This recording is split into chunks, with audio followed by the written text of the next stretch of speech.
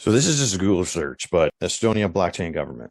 So there's many scholarly articles about this now. Digital Republic secured by blockchain, Estonia blockchain government, technology, KSI, blockchain, how Estonia is shaping Rhode Island's e-government future. So now what we're seeing here is the exportation of policy from Estonia to Rhode Island, probably other places before, but that was March of this year. Blockchain-based application at governmental level.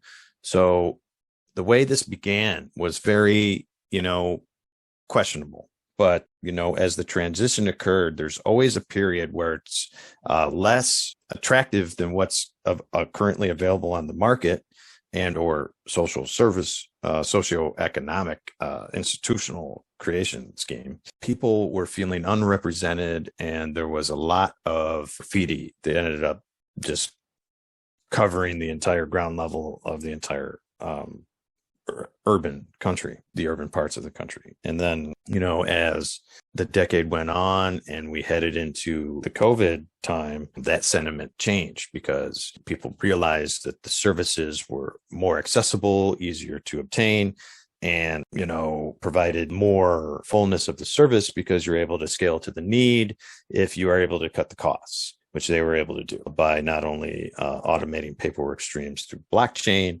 but publishing everybody's identity information for everyone else to see. So even the president's equivalent of the social security number was published. So you just need to realize that countries do things differently than we do here. But now it's not only appreciated, it's now spreading across the world. So keep that in mind. That's one big piece. So blockchain-based government, and Wyoming is leading the way here in America, but now we have other states jumping on board. And I tried to get a movement in Michigan going, but oh, it's you're the one that knows about blockchain. No one here in our head of information knows anything about that. I'm like, that's just great. I mean, this is the Michigan House of Representatives. That's just great. Okay. El Salvador teaches merchants and citizens about Bitcoin Lightning Network.